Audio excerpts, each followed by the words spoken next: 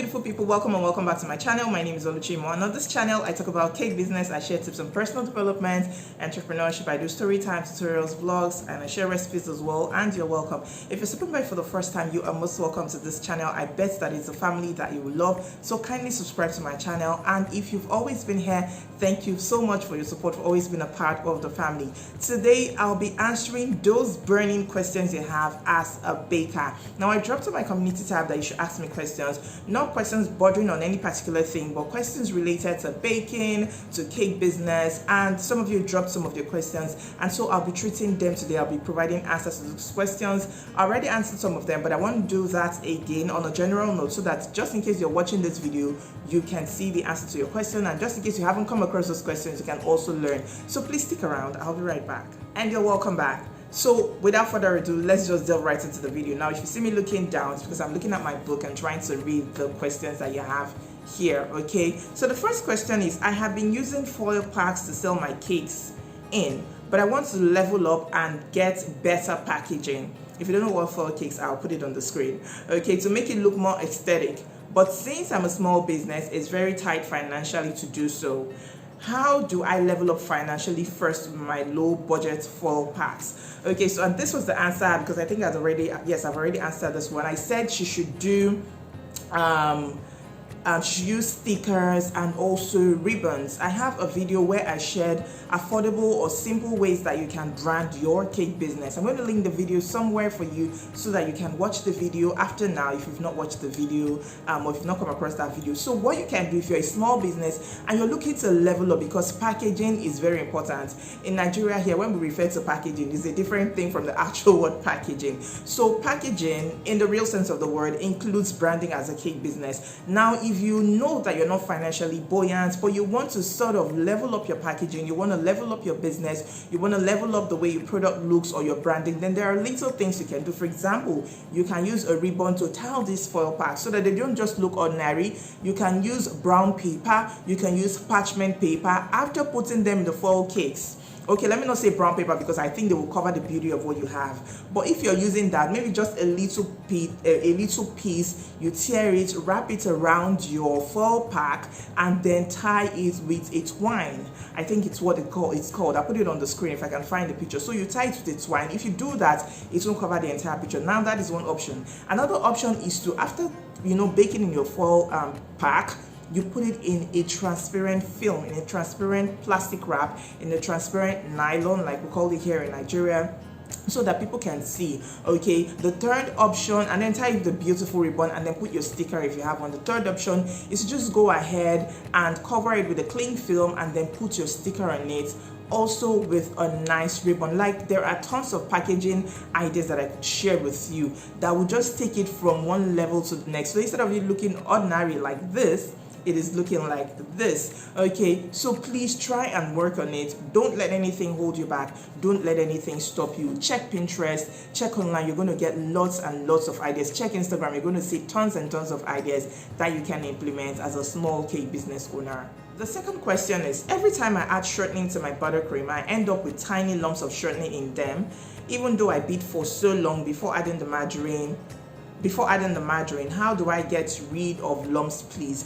Now what you can do is to either make in a small batch. Okay, so make them in small batches and then ensure that you beat on slow speed. So what you want to do is to bake them, make it in small batches. Don't make it, if you're making it in big batches or maybe regular batches, you want to try making them in smaller batches and then beating on slow speed or medium speed so that it mixes well, and then add your icing or your margarine in bits as well. You can split it into two portions. Beat this one first, and then go ahead to do your buttercream. That is one way I know that you can get rid of lumps. And if you feel you still have this lumps, if you're still having this issue, before you use it, you can beat it with a paddle. Just beat it towards yourself and then turn it very well or mix it very well before you go ahead to use it. That is what I think that you can do to get rid of the tiny lumps. If you're having tiny lumps, it simply means that it wasn't mixed properly well. Okay, so please try this thing and let me know how it goes. So the third question is, I would love to learn how to convert cups to grams. Okay, so there are two ways around this. You can just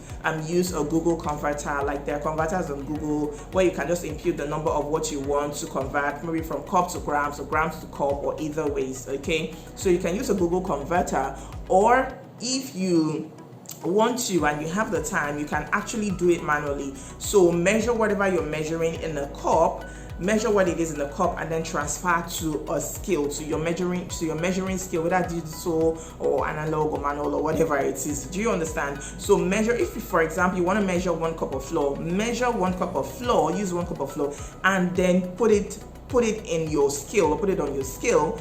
You would see the equivalent in grams. So I hope that this helps answer your question. The question is, good afternoon, ma. I came across some of your cake pictures with bunting happy birthday topper. I'm going to put that just in case you're hearing that for the first time or you don't know what it is. Please, ma, I want to know if you make them yourself or printing press does it for you. Thank you. Okay, so I have made it just once, if I can remember. I made it once during the lockdown because of course there was nowhere to do anything. So I made one myself using dowel sticks and then paper and also twine. If I can lay hands on that picture, I will insert it so you can see. So I made that myself. But nowadays, or in recent times, if I have to do that, my people that do the printing for me, they just get it done and I pay them. So you can get it done if you're actually creative and you have the time. You can get it done, or you can outsource it. The 5th question is, please, how long did it take for you to be monetized? Does it have to do with how many views and or subscribers one has? So it took me 7 months to get monetized. This is a question that is relating to YouTube. So it took me 7 months to get monetized on YouTube, and I would say in a way it relates, yes, has something to do with your views in terms of watch hours. Okay, so not views in terms of how many people are watching a particular video, but how many watch hours you have. For you to be monetized as a YouTuber, you need to have up to 4,000 public watch hours.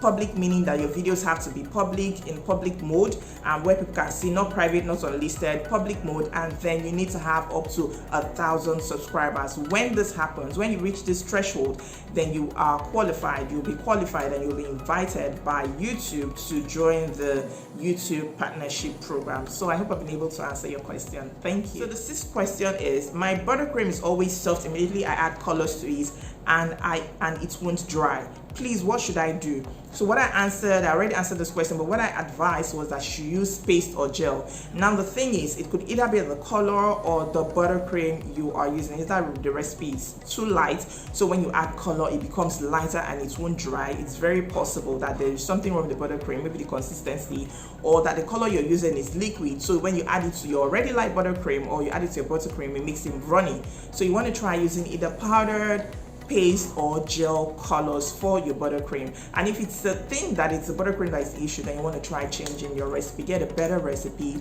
or make it firmer for you to use to work with, so that when you add color, this doesn't happen. The 7th question is, good day, ma, please, can I put whipped cream cake in the fridge?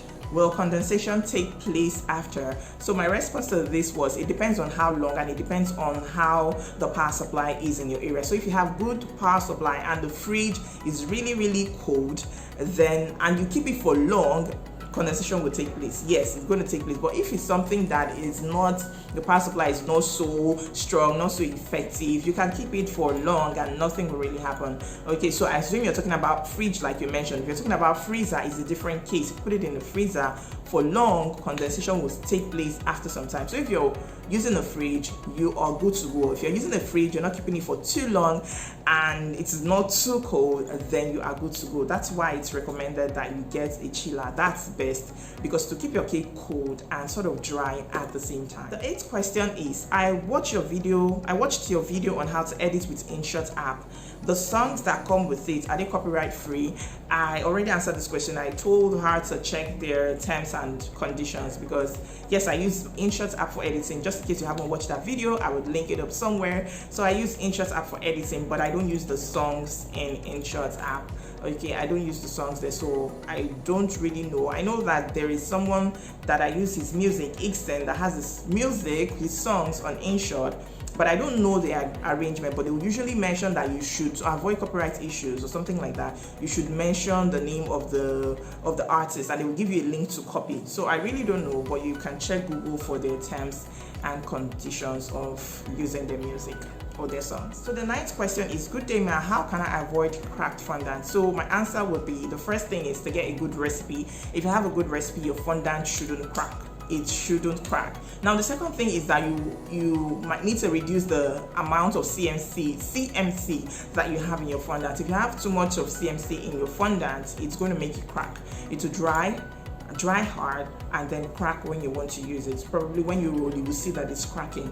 So reduce the amount of CMC. The third thing you can do is, if probably you have a good recipe you're working with, probably the fondant is acting up, or maybe due to the weather it is dry, what you want to do is to add some liquid to it, add some water to it, little bits of water in bits, and then also add shortening, and then knead it all together. If you need it to become pliable, it will become elastic, yes, add water in bits, just little by little, knead. If it's not okay, add a bit of shortening and then knead, and your fondant should come back to life if it's a good fondant recipe. Now the 10th question is, good day, ma, I have two issues. One, I stay in the north where business is not really booming. They prefer going to the bakery to get cheap cakes, all those 4,500 naira sponge cakes. We are in Nigeria, and with the situation of things, I cannot do 4,500 naira cake with covering and everything.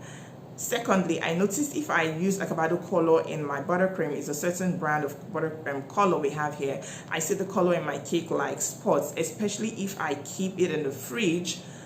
Please advise me. I really love cake business. It gives me so much joy. I don't want to quit. So what I would advise you to do, I know how things are, it's a global thing, but it's just that in Nigeria here, our own case is really, really special. So what you can do is to do what most people are doing now.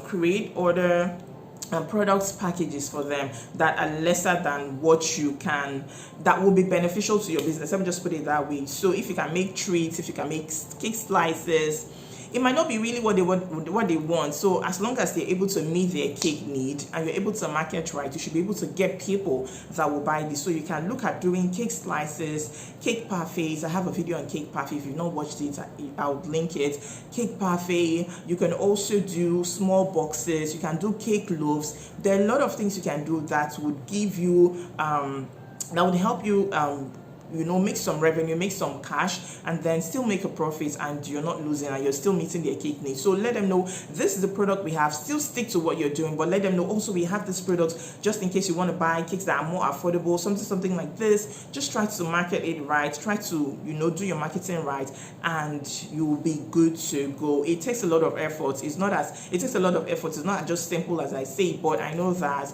with God helping you, you can actually get this done. So try looking at other smaller packages that you can create for them. Secondly, about the color you talked about, it's something that is a general observation. I was once having issues like that with the pink brand of that color, pink color of that brand a while back, but I think it's better now, and they also put out a public notice that they had worked on it, and I think it's better now. Yes, it's better now. I've not experienced that in a long time. So I don't know what kind of buttercream you're using, but please, if it's a regular American buttercream, not modified, not the silky type, there's no need putting it in the fridge. If you put it in the fridge, condensation would likely take place, and it can also affect your colors or the colors that you have mixed with your buttercream. So I really don't think there's any need for you to put it in there, but I don't want to just assume totally. That's what I'm saying. I don't know the kind of buttercream that you use, but if it's a regular American buttercream, you really don't need to put your cake in the fridge. So the 11th question is, good morning, madam, please can I use buttercream on cake parfait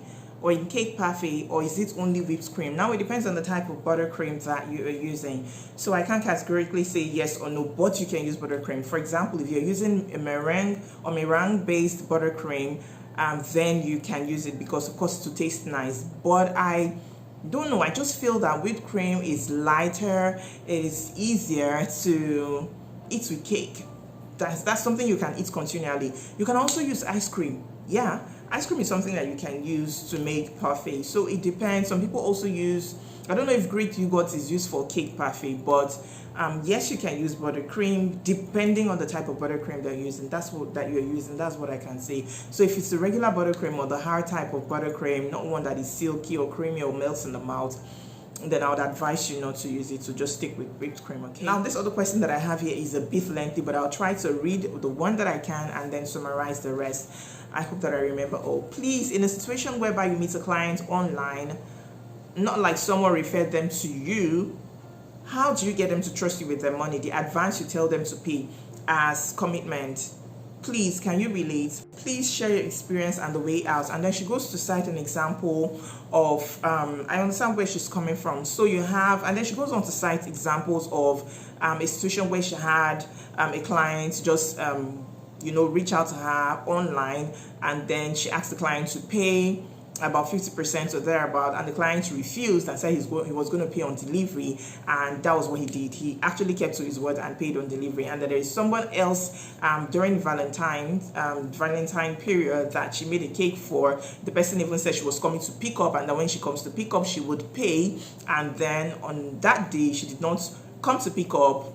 She, as a baker, even sent pictures to this person telling her cake was ready for pickup. There was no response on that day. Till date, no response to the message, no apologies, no explanation why she didn't come, and all of that. What if this happens and there is nobody for you to sell the cake to? That was the question she was asking. She asked if I could relate, and of course I can relate. And this is one of the red flags that I shared in my video. There is no payment on delivery. I don't know if I shared. Yeah, I think I must have shared in my red flags video. So do not allow payment on delivery. And then one thing you can do is to build your brand to the point that people know you enough to trust you to part with their money.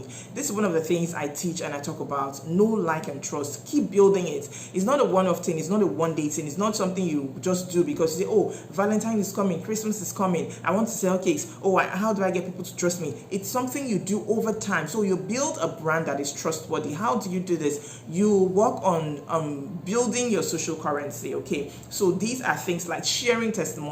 These are things like making appearances. Of course, there are successful brands that have been able to build a cake business without showing their faces often, but you do not want to use yourself to compare to them. There are so many factors involved. So one thing you want to do is to show yourself as an authority. Now set this ground rules, set these policies in place. Do not allow it. I've met strangers on Instagram online that have parted with 6 figures to buy cakes from me without knowing me from Adam, without seeing me in person. Now this is because I have worked over time. I've spent years building a brand that people know, like, and trust. And then there are people there, at least they watch, they read your comments, they see what you're doing, whatever you're doing online. They may not comment, but they watch. Now for me as a person, when I put up my cakes, I usually don't tag my clients, but in most cases you see them coming to drop reviews for me without even me asking. Oh, the cake was so nice, thank you so much, it was all this made our day, this and that. They put beautiful comments. So when these people read other people's comments, they know that, oh, this is a brand that is worthy of me, that is worthy, or that I can do business with. I don't know if you understand. So it's not a one-off thing. It's not a one-day thing as well. Build it over time. And then set these ground rules in your business. Whatever you do in the beginning is the kind of foundation you give to your business that is going to carry over time. If you allow them to pay on delivery like you did in these 2 cases, things like this would happen. Sometimes they can even find faults with your cake and refuse to pay you up. So the thing, like I said, is let them pay an advance or make a deposit payment or a down payment, and then balance or pay up the remaining before they pick up their cakes or before you deliver their cakes. This is one thing you should practice in the beginning as a cake business owner so that your business grows with this. And you can easily just say, oh, it's against our company policies. I'm afraid we cannot do your cakes we cannot start making your cakes or process this order without receiving payments. Okay, let them know, let it be a ground rule. Don't be afraid, don't shake. Next time they know that this is it, this is what you set for your business, and they'll be able to comply with it. I hope that this has been of great help to you, and I hope that you've enjoyed watching this video. Please, if you watched up to this this point, smash the like button. Do not forget to subscribe to my channel, turn on notifications as well, and tell someone about this channel. If you've not told someone about this channel, what's happening? It's wrong. Please tell someone about my channel, those in your kicking groups on Telegram, Instagram, WhatsApp, Facebook, everywhere. Tell them about this channel so that they can learn as well and be part of the goodness that we enjoy here and the knowledge that we share. Thank you so much for watching. Until I see you in the next video, stay happy, stay safe, and stay blessed. And if you have questions, please drop them in the comments as well. Thank you. And if you enjoyed this video, let me know if you would like to have something like this again, and we would get right on it. All right, thank you so much. Take care.